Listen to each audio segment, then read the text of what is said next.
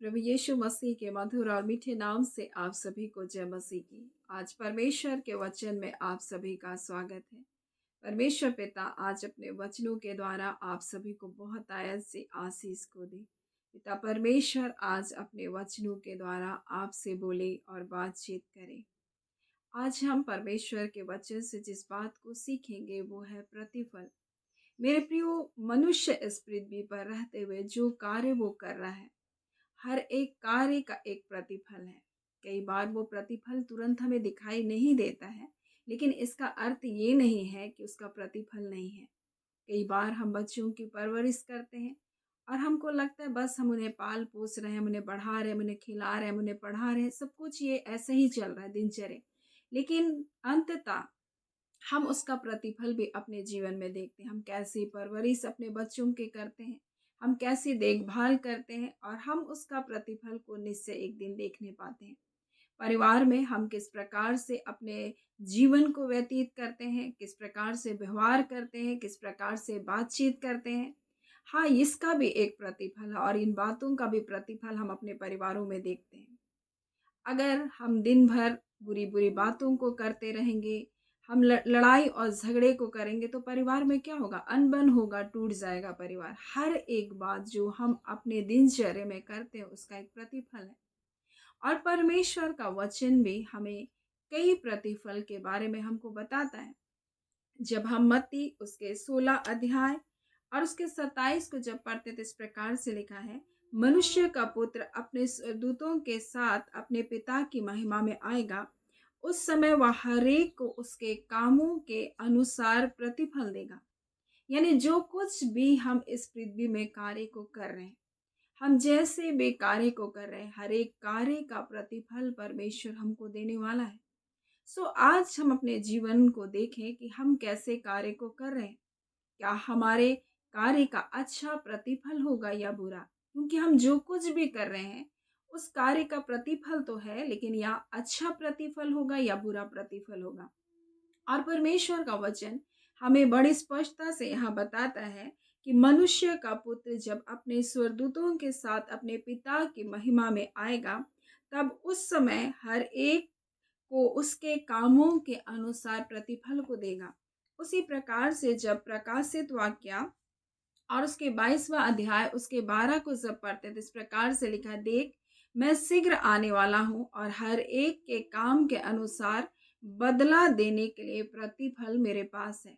मेरे प्रियो, परमेश्वर या तो हमारे कार्य के लिए हमको परमेश्वर आशीष को देगा, हमें हमारे कामों का अच्छा प्रतिफल को देगा, या फिर हमारे कार्य के लिए ऐसा प्रतिफल होगा जो बदले के जैसा है या दंड के जैसा है। मेरे प्रियो, आज परमेश्वर अपने वचन से हमें इन्हीं बातों को बताना चाहता है। परमेश्वर चाहता है कि हम एक अच्छा कार्य को करें और इसलिए जब आप इब्रानी 11 उसके 6 को जब पढ़ते हैं तो इस प्रकार से लिखा है, परमेश्वर के को बिना विश्वास के प्रसन्न करना अनहोना है। परमेश्वर के निकट आने वालों को विश्वास करना चाहिए कि वो है और अपने खोजने वालों को वो प्रतिफल देता है। और इसलिए यीशु मसीह ने कहा, तुम मुझे ढूंढोगे तो तुम मुझे पाओगे। खोजने का भी प्रतिफल है। यानी कई बार ऐसा लगे कि हम प्रार्थना करने बैठे, हम वचन को पढ़ रहे हैं, इसका कोई प्रतिफल नहीं। नहीं, जितना आप परमेश्वर को ढूंढेंगे मेरे प्रियो, उसका भी प्रतिफल है, क्योंकि आप ढूंढेंगे और परमेश्वर वादा करता है कि वो आपसे मिलेगा। तो खोजने का भी प्रतिफल है मेरे प्रियो। हम जब विश्वास करते हैं, इस विश्वास का भी एक प्रतिफल है। हम विश्वास में जब बने रहते हैं, हर हालात, हर परिस्थितियों में, दुखों में, सताहट में, तो इसका एक प्रतिफल है। जब हम परमेश्वर के वचन से याकूब 5वां अध्याय और उसके जब आप 11 को पढ़ेंगे तो इस प्रकार से लिखा है, देखो हम धीरज धरने वालों को धन्य कहते हैं। तुमने अय्यूब के धीरज के विषय में तो सुना ही है, प्रभु की ओर से जो उसका प्रतिफल हुआ उसे जान भी गए। हम और आप अय्यूब के बारे में जानते हैं, हम परमेश्वर के लोग हैं। किस प्रकार से उसने अपने दुख के समय में धीरज धरा, जब उसके सारे बच्चे मर गए, जब उसकी सारी धन संपत्ति खत्म हो गई। मेरे प्रिय, आज परमेश्वर अपने वचन के द्वारा हमें बताना चाहता है कि हम दुख में भी धीरज धरें और इस दुख में धीरज धरने के द्वारा भी परमेश्वर हमको प्रतिफल को देगा। हम और आप ऐसा अधीर हो जाते हैं और हम कहते हैं कि परमेश्वर कब तक हम इन दुखों को सहें, कब तक ये बातें हमारे जीवन में होती रहे, और हम अधीर हो जाते हैं और हम परमेश्वर को बुरा भला कहने लग जाते हैं। परंतु परमेश्वर का वचन क्या कहता है? तुमने अय्यूब के धीरज के बारे में तो सुना ही है, और तुम जानो कि किस प्रकार से परमेश्वर ने उसको प्रतिफल को दिया। जो कुछ उसने खोया, परमेश्वर ने सब कुछ उसको डबल परमेश्वर ने लौटाया। मेरे प्रियो, मैं आपको बता दूं, जब आप धीरज धरे रहेंगे दुख की स्थितियों में, परमेश्वर वैसे ही कभी भी नहीं रहने देता। आपके धीरज का भी प्रतिफल परमेश्वर देने वाला है। आपके दुख उठाने के क्या कारण भी परमेश्वर, उस दुख में परमेश्वर आपको एक बड़ी विजय को देने वाला परमेश्वर है। इसलिए मेरे प्रियो, परमेश्वर आज अपने वचन के द्वारा हमें बताना चाहता है कि हम हर हालात, हर परिस्थितियों में हम क्या करें? धीरज को धरे रहें। जब इब्रानी 10 उसके 35 को जब पढ़ते हैं, तो इस प्रकार से लिखा है, इसलिए अपना हियाव ना छोड़ो क्योंकि उसका प्रतिफल बड़ा है। यानी दुख और तकलीफ में परमेश्वर कहता है तुम हियाव मत छोड़ो, तुम निराश मत हो जाओ, तुम टूट मत जाओ। तुम ऐसा ना सोचो कि परमेश्वर हमारी चिंता नहीं करता है, परमेश्वर को हमारा ध्यान नहीं है। परमेश्वर का वचन कहता है परमेश्वर किसी को भी सामर्थ्य से अधिक दुख नहीं देता, परंतु उसे सहने की शक्ति की भी देता है। यानी कि अगर आप इन दुखों से होकर जा रहे हैं, अगर आप किसी को खो दिए हैं, आपने अपने जीवन में कोई फेलियर का सामना किया है, हो सकता है आप जिस अवस्था में आपको लग रहा है कि ये मेरे लिए बहुत बड़ा दुख है, परंतु मैं आपको कहूँ, परमेश्वर जानता है कि आप इन दुखों को सह सकते हैं। उसका वचन हमें बताता है परमेश्वर किसी को भी सामर्थ्य से बढ़ कर के दुख नहीं देता, परंतु इतना दुख देता है कि तुम सह सको मेरे प्रियो। यानी कि वो आप है जो इन स्थितियों से जा सकते हैं, वो आप है जो इन हालातों से होकर गुजर सकते हैं, कोई दूसरा नहीं। परमेश्वर ने पहले से आपके अंदर उन बातों से होकर गुजरने की सामर्थ दिया है, और इसलिए परमेश्वर आज अपने वचन के द्वारा बताना चाहते हैं, इसलिए अपना हियाव मत छोड़ो क्योंकि उसका प्रतिफल बड़ा है, क्योंकि तुम्हें धीरज धरना अवश्य है ताकि परमेश्वर की इच्छा को पूरा करके तुम प्रतिज्ञा का फल लाओ। मेरे प्रिय, इन स्थितियों से लेकर परमेश्वर आपके जीवन में कार्य करना चाहता है।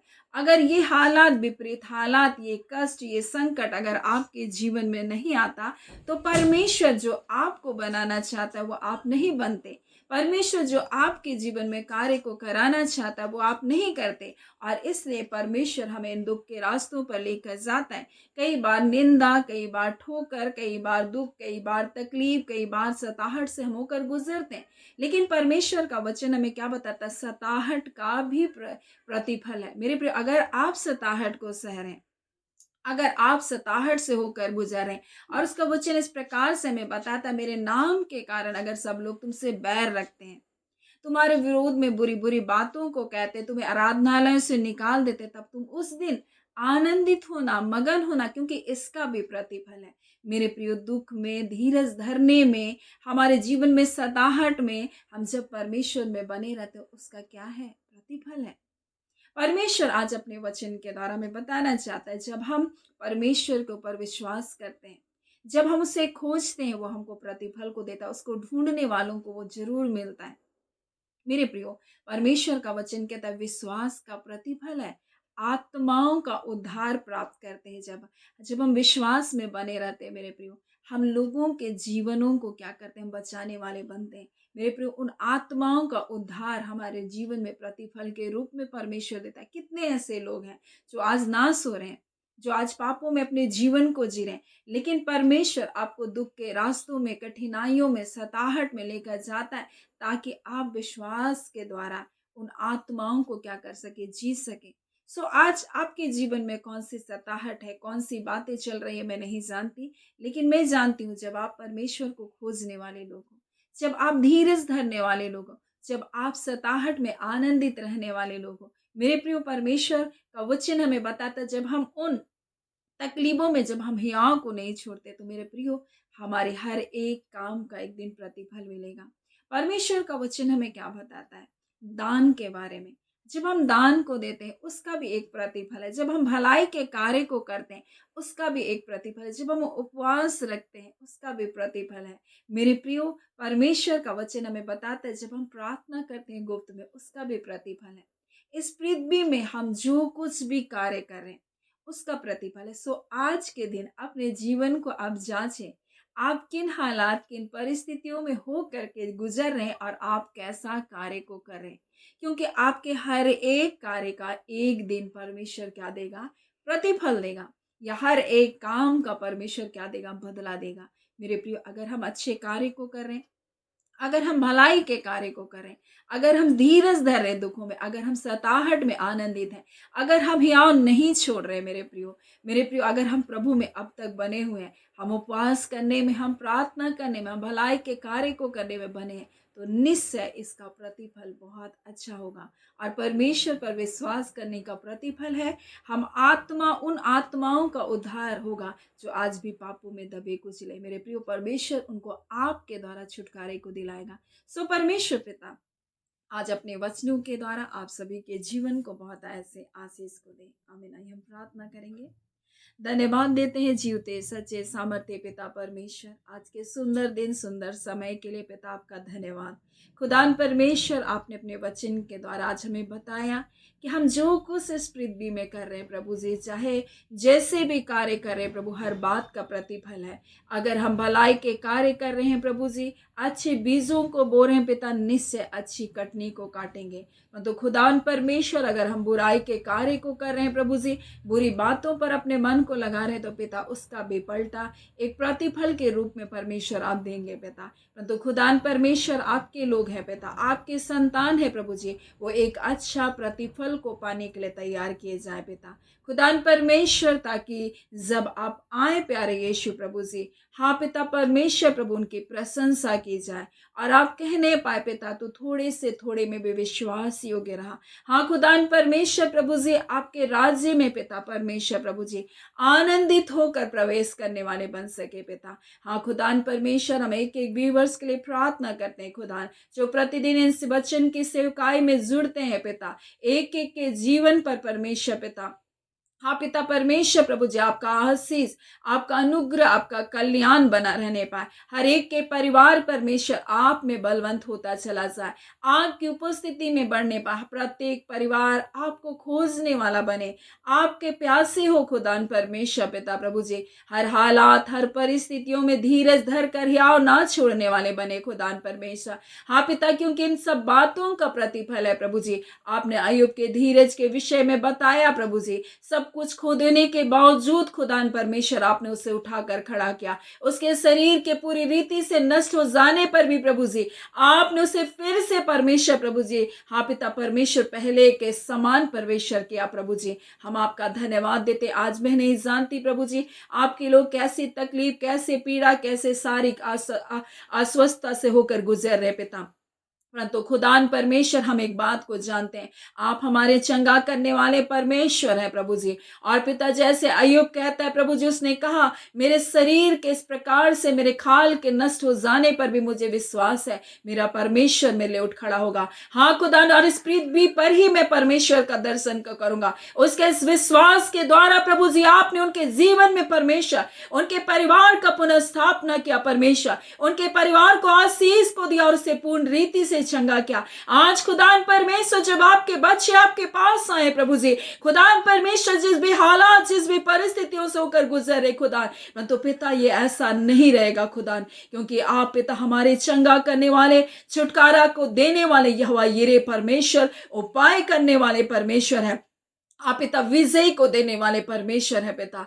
आपका धन्यवाद खुदा, जिन युद्धों से ये होकर गुजर रहे पिता, उन युद्ध पर परमेश्वर ये जय को पाने पाए, क्योंकि आपने कहा युद्ध के कोई भी हथियार तो तुझ पर पिता परमेश्वर चलाए जाएंगे, उनमें से कोई भी सफल नहीं होगा। आज युद्ध को लड़ने के लिए शत्रु ने आपके बच्चों के खिलाफ जितने भी हथियार चलाए, बीमारियों के रूप में, कर्ज के रूप में, गरीबी के रूप में, बेरोजगारी के रूप में परमेश्वर पिता, हाँ पिता परमेश्वर, अकेले के पन के रूप में परमेश्वर पिता, हाँ पिता परमेश्वर, अस्वस्थता में लाकर प्रभु जितने तीर चलाए, सारे तीर यीशु के नाम से विफल होने पाए और एक बड़ी जय की हम घोषणा करते हैं। हर प्रकार के भटकाव से अपने लोगों को आप बचाएं। खुदान हर परीक्षाओं से अपने लोगों को आप बचाए रखें। खुदान परमेश्वर आपकी दया, आपका अनुग्रह, आपकी सुरक्षा आपके लोगों के ऊपर निरंतर बनी रहे। एक एक बीमार पिता परमेश्वर यीशु आपके नाम से चंगे किए गए। आपका धन्यवाद देते। छुटकारे को आपने दिया, उनके जीवन की तमाम अवस्थाओं के ऊपर प्रभु जी आपने जय को दिया। आपका धन्यवाद। खुदान परमेश्वर आप महान है, आप अद्भुत है, और हमारी प्रार्थना हमारी विनतियों से कहीं बढ़कर प्रभु जी आप अद्भुत कार्य को करने के लिए सामर्थ्य है पिता।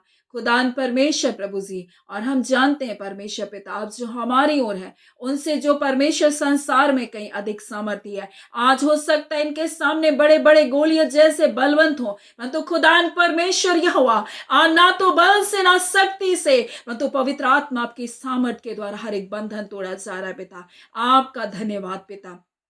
खुदान परमेश्वर आपके लोगों को उन गर्तों से बाहर निकाल रहे हैं, उन गड्ढों से परमेश्वर जहां तेरे शत्रु ने परमेश्वर तेरे बच्चों को डाल रखा, और परमेश्वर पिता उनका मजाक उनका ठट्ठा बनाकर रखा। तो खुदान परमेश्वर प्रभु जी आपने शत्रु को ठट्ठे में उड़ाया प्रभु, आपके बच्चों की लज्जा को आपने उठाया। आज हर लज्जा हर अपमान आपके लोगों के जीवन से दूर किया जाए। जिन जगहों से परमेश्वर निकाले गए, जिन जगहों में परमेश्वर उनको अपमानित किया गया, उन्हीं जगह में परमेश्वर अपने बच्चों को आप ऊंचा उठाने जा रहे प्रभु। आपका धन्यवाद। आपने कहा परमेश्वर मैं तुम्हारे अनादर की संति तुमको दुना भाग को देने वाला परमेश्वर हूं। आज हर अनादर परमेश्वर प्रभु जी हाँ पिता उनके लिए जय जयकार का कारण बन जाए प्रभु जी। हर निराशा उनकी आशा में बदल जाए यीशु के नाम से। खुदा परमेश्वर आपका धन्यवाद। आप एक बड़ी विजयी को अपने लोगों के जीवन में दिए हैं। आपके बेटे यीशु के कारण ये जयवंत है प्रभु जी। हर एक हारी हुई मानसिकता, हर एक प्रकार का डिप्रेशन, हर एक प्रकार की चिंता यीशु के नाम से आपके लोगों को छोड़कर जाने पाए। खुदान परमेश्वर हम आपका धन्यवाद देते हैं। आज के सुंदर दिन अद्भुत आशीषों से अपने लोगों को परिपूर्ण करें। आपके बच्चों के मार्ग में उत्तम से उत्तम पदार्थ पाए जाएंगे। हर ठोकर के कारणों को हटाए प्रभु जी। हर प्रकार के बंधनों को आप तोड़े हैं प्रभु। हर प्रकार की जंजीरें यीशु के नाम से नष्ट होने पाए। हर प्रकार की पीतल के फाटक जो शत्रु ने आपके बच्चों के आगे लगा रखा, यीशु के नाम से वो खुलने पाए। खुदान परमेश्वर पिता आपका धन्यवाद। मेरे खुदान परमेश्वर आपकी जय जयकार करते हैं। आपके द्वारा मार्गों को खोला कोई बंद नहीं कर सकता। आपके द्वारा बंद किए मार्गों को कोई खोल नहीं सकता।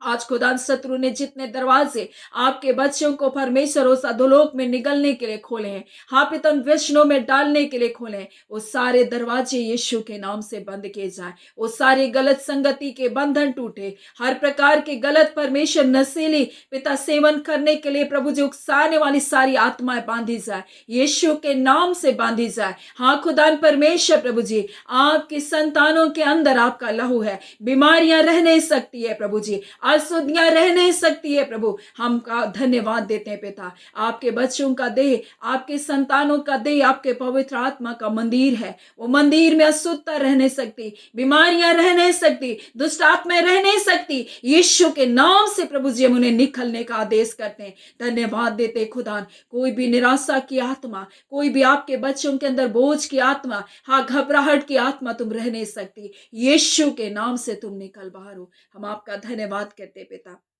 आपने एक बड़ी जय को दिया। आपका धन्यवाद पिता। धन्यवाद के साथ प्रार्थना हम यीशु के नाम से मांगते हैं। दया सुने अनुग्रह से ग्रहण कर लीजिएगा। आमीन। परमेश्वर पिता आप सभी को बहुत ऐसे आशीष को दे। आमीन।